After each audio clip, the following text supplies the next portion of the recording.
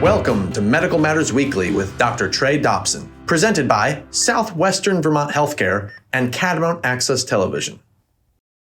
Welcome, everyone. Today is August 30th, 2022, and we are filming this show for September 7th. Well, that seems pretty far away. A lot can happen in a week. I'm Trey Dobson, Chief Medical Officer at Southwestern Vermont Medical Center and an emergency medicine physician with Dartmouth Health. And this is Medical Matters Weekly, a show about the aspects that matter to you most. My guest today is Dr. Athena Robinson. She is a clinical psychologist and the Chief Clinical Officer of, let me see if I pronounce this right, Wobot Health. Is that right, Athena? You got it. That's correct. Wobot Health, which is a pioneer in the development of relational technologies and tools to support mental health. So Athena, welcome. Thank you so much for having me today. It's a pleasure to be here. I'll go over just a few points from Athena's bio, and you can look on the web at the longer version. She joined Wobot Health in 2017, so well before the COVID pandemic. Earned her PhD with a specialty in behavioral medicine from the Joint Doctoral Program at the University of California, San Diego State University. And you're not in the southern part of the state right now, I heard. You're in the northern part of California, is that right? That's right. That's right. I'm in the peninsula in the Bay Area. And while you were at Stanford University School of Medicine for 12 years, you led, according to the notes here I'm reading from, a clinical treatment outcome research lab. That must have been a remarkable experience. It was. I started as a T32 NIMH postdoctoral fellow and then went on to become faculty instructor, assistant professor, and then clinical associate professor. So it was quite a journey and a fantastic period of time that I had there with my Stanford colleagues. That's fantastic. Just briefly, I was there 2 weeks ago for the first time. Had a great visit. It was a little dry, I noticed, but everyone was smiling, and it's such a beautiful campus. The campus is stunning. If you get a chance to walk around, listeners, I would highly recommend it. It is just captivating. There's a cactus garden out behind where my department used to be, the Department of Psychiatry and Behavioral Sciences. Tremendously gorgeous, centuries-old oaks peppered throughout the campus. And as well, you'll be walking and see just phenomenal artwork, statues here and there. The Cantor Center is just gorgeous. The mausoleum itself, where Leland Stanford and his family are residing, is also quite beautiful. So if you're ever out in the Bay Area, yes, take a look at the campus. It's a delightful walk. Those oaks it's called the Arboretum, right? Which is like the only time I've ever known, at least, that I was in an arboretum. Really cool name. Yes, agreed. So Athena has also been the recipient of a number of research awards and fellowships, including from the National Institutes of Drug Abuse, the National Institutes of Mental Health, the NCAA, that's kind of cool, and of course, Stanford University, as well as authored dozens of peer-reviewed literature and research publications. So we talked a lot about where you're from, but just tell us a little bit about how you grew up and then what led you to pursue psychology in the first place. I was born and raised in Los Angeles in Southern California, and basically can truthfully attest that I'm a California girl through and through. After high school, I came to the Bay Area, Northern California, and went to Berkeley, which was one of the most phenomenal and wonderful settings I could have asked for. I'm a huge Go Bears fan through and through. And after I graduated, I went back to Southern California, as you mentioned. Thank you for the bio. As part of UCSD's graduate program. So I completed my PhD in clinical psychology there, and then returned to the Bay Area with my postdoctoral fellowship offer to Stanford. So I have lived my whole life in this wonderful state, and I'm really kind of a true California girl through and through. I think my love of psychology began early. I was one of those kiddos who kind of knew what I wanted to do. And early in middle school, and then certainly throughout high school, I was compelled by psychology. There was a peer support group that my high school offered to others. And there was a group of perhaps around 20 or so of us who would make ourselves available to students who requested just some emotional connectivity and some support. And so we would meet with them on campus very briefly, but we covered things like confidentiality, empathetic and active listening, et cetera. And from that experience of having these moments with students who were just genuinely looking for some support and caring was really influential on me. And I really never looked back. When I went to Cal, it was psychology through and through. I declared right away. I actually double majored in psychology and social welfare. And I've always been so focused on that connectivity and helping someone in their moment of need. And then it was off to graduate school. So for me, it's been sort of a lifelong journey. It's funny sometimes high schoolers or undergrads sometimes will ask me, I'm thinking about getting my PhD in psychology. Would you recommend I do it? And my line is always, only if there's nothing else that you can imagine doing, because it's so much work and so much time. But I truly feel like I'm in the place I want to be. I really love my work and my job. And so for me, it's been, I guess, California and psychology all the way through. So before we get into Wobot Health and relational technology, just one more personal question. What do you do for fun? We're going to talk about your work and your career, your profession. What do you do for fun?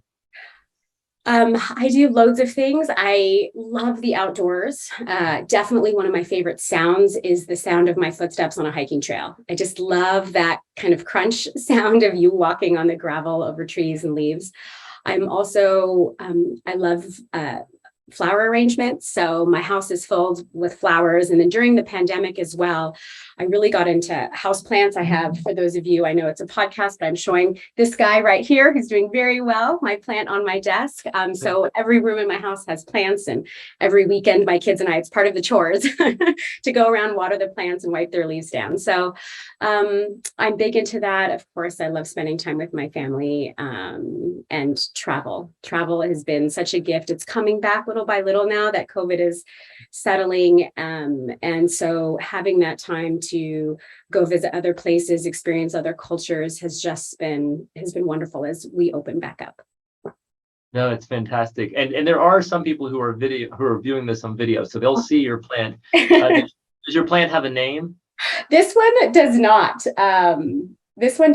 No. It would be cooler if it did, though. Yeah, well, maybe the audience can come up with a name. Yes, so nominations welcome. So I'm going to combine a couple of these questions. We'll kind of start at the beginning here. What is relational technology? How is it being used? And then what does that have to do with Wobot Health, and what attracted you and inspired you to join? Relational technology is about creating technology that has humans at its core. So human-centric design. So what does that mean? That really means thinking about being accessible, being tailored, being relevant, being meaningfully engaging in the moment. So it's this opportunity to leverage technology with what we know works from decades worth of clinical-based treatment outcome research in the clinic to merge and to offer someone in their moment of need exactly what I was saying before, which compelled me towards psychology: the ear to listen, the understanding of your problem or what you're coming to us for help with in the moment, the tailored offering of an evidence-based treatment technique or element that might help you manage your mood in the moment. So that's sort of what relational technology is. It's about changing the paradigm to use technology to allow someone to feel heard, welcome, understood, and to teach them ways to manage their mood, all in their moment of need. And, that makes sense. The word relation, obviously, as the foundation, and with technology. So it's almost in the words itself, but it's good to hear you describe it. So tell us a little bit about Wobot Health. Wobot Health is a company that my colleague and our president and founder founded in 2017, Dr. Allison Darcy. And, Allison and I had worked together for many years preceding that at Stanford. And she kind of said one year, Athena, I have this couple ideas. I'm going to go build this thing, and then I'm going to come back for you. And I kind of giggled and said, okay, sure. Call me later. That sounds fine. But she really did. And in October 2017, she kept asking me out to dinner. And I was like, well, I'm busy this week. I can't go. Can you call me next week? And she just said, you know what, we got to go. And I turned to my partner and I said, you know what, I think she's going to talk to me about this Wobot journey she's on. And she did. And voila, my first day was November 1st, 2017 at the company. So the Wobot journey really is about making mental health care radically accessible. Now, that admirable premise is based on the fact that we all understand and recognize and advocate that we all do have mental health. You know, humans were fantastic creatures. We have this wonderful physical capability, these beautiful brains that we have, but we're only coming into the age of recognizing how much mental health impacts us. And I think we knew that before the pandemic, but now for sure after it, it's undeniably right in our faces. So the mission of Woebot Health is about understanding that and making evidence-based, rigorously evaluated emotional support tools available to people in need across many, many regions, you know, so that's essentially the core of the company. And I find that deeply, deeply compelling. You know, when Allison made those calls and asked me out to dinner back in October 2017, I myself was having a journey, you know, at Stanford where I was living the experience of applying for grants. Sometimes you get them, sometimes you don't get them. You edit them. It takes a while. Finally, you get the funds approved, and then you build the study, then you run the study. And all the scientists listening to me are probably nodding their heads, I hope. And then you get the results, and then you try to publish them, but then there's edits to your paper. So start to finish, getting information out into the world took a significant amount of time, perhaps 5 to 8 years. And I was struggling with how long it took to, again, back to high school Athena, like getting to people in their moment of need.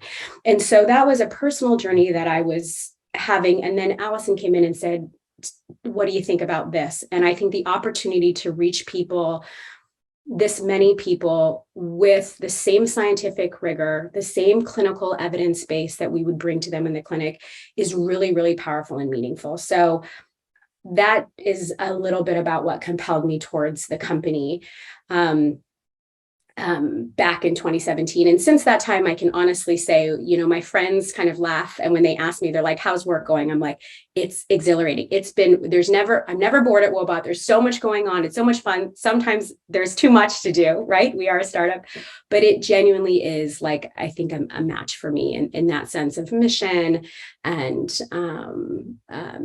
rigorous scientific and clinical integration into the products that we offer people for their consideration.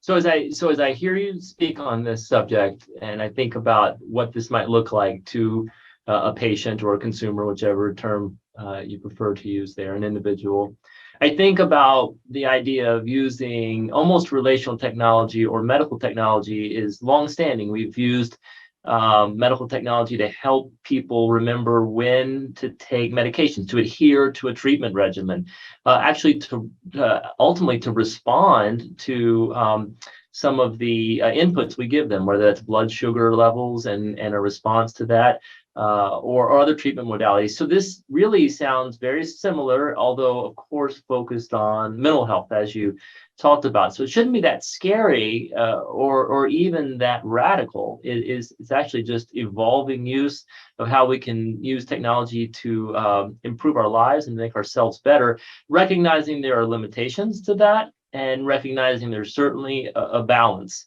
which we probably get into in a little bit. So let's talk about this. What does this mean for a patient or a consumer? What is the user experience?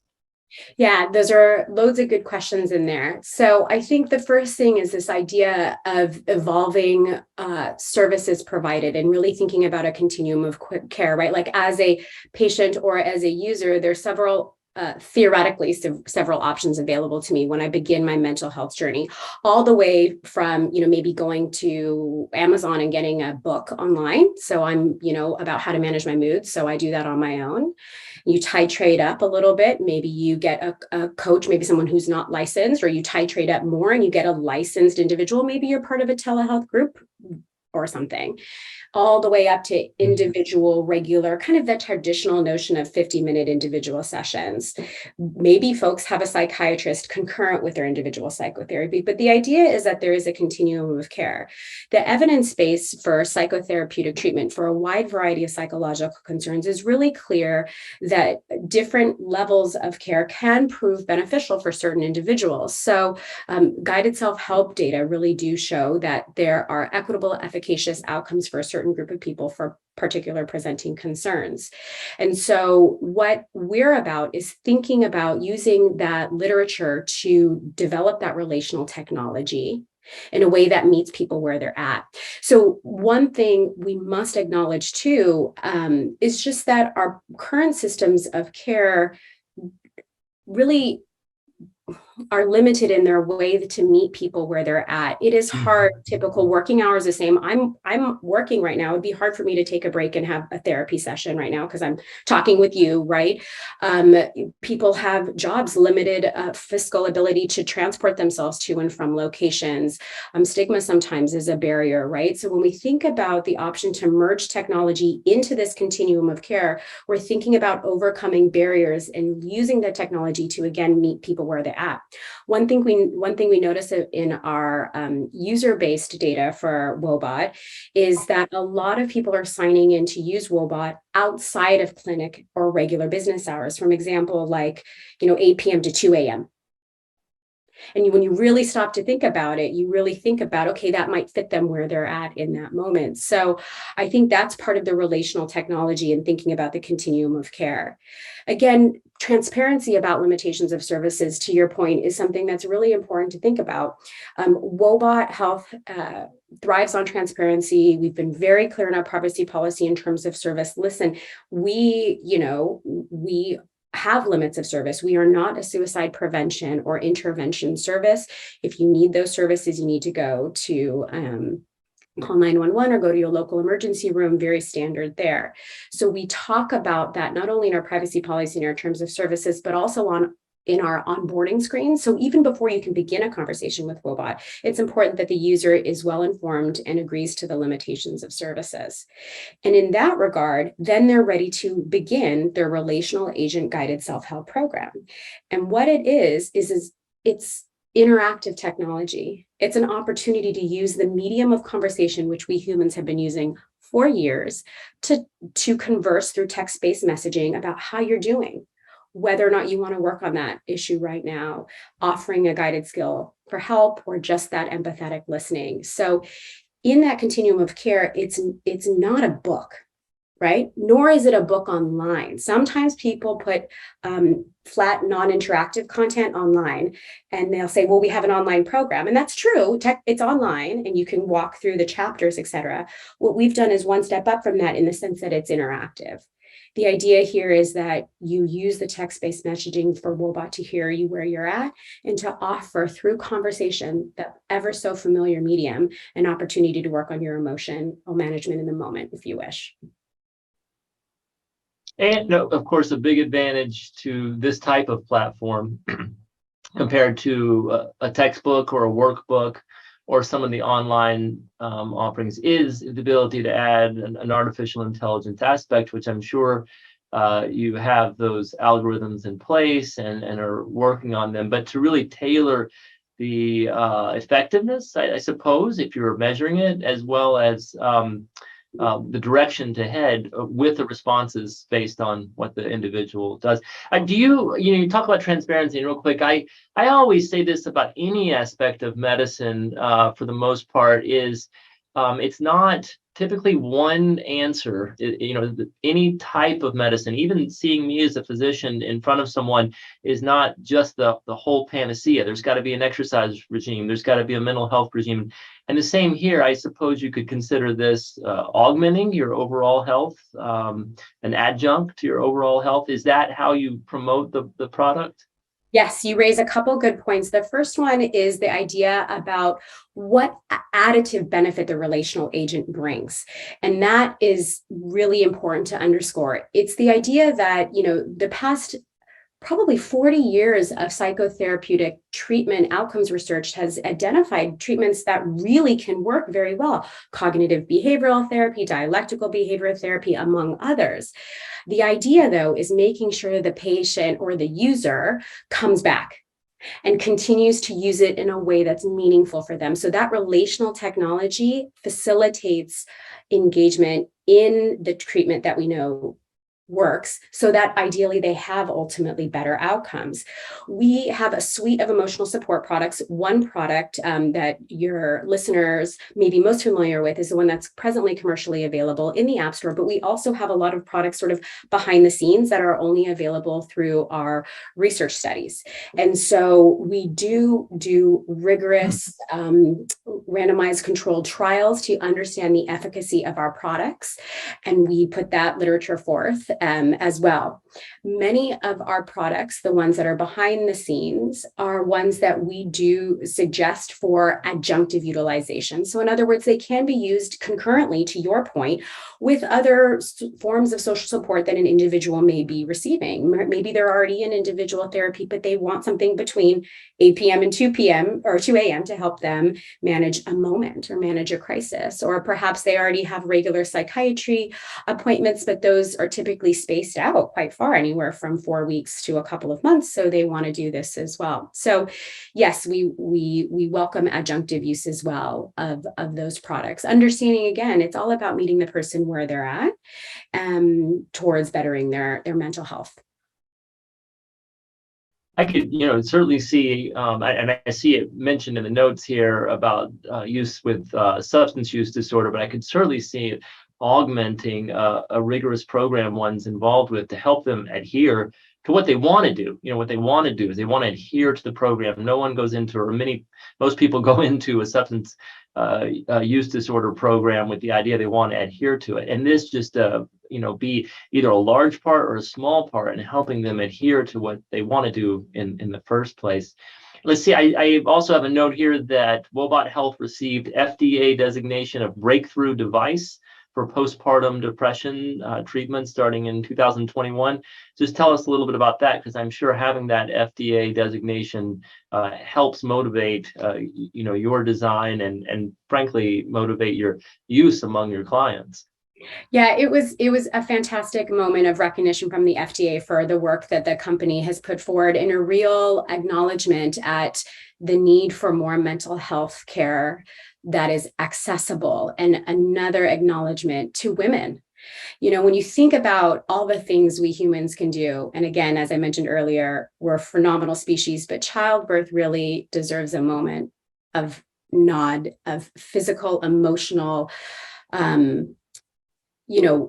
event that a woman can undergo, probably one of the most significant life's event that someone can go through. And so being at a place where we can talk about the mental health repercussions of that, really acknowledge the number of women who go through this significant life transition and have emotional repercussions, understandably, totally understandably, but sure. Stopping this history of not being available to them is really, really important in moving that forward. And so when FDA granted us breakthrough device recognition, it was a moment for them to say, yes, we think this technology is breakthrough in that it is new and nothing like it quite exists, and that this population is in need. And so we're very, very thrilled with that recognition. And we continue our work on our postpartum depression product.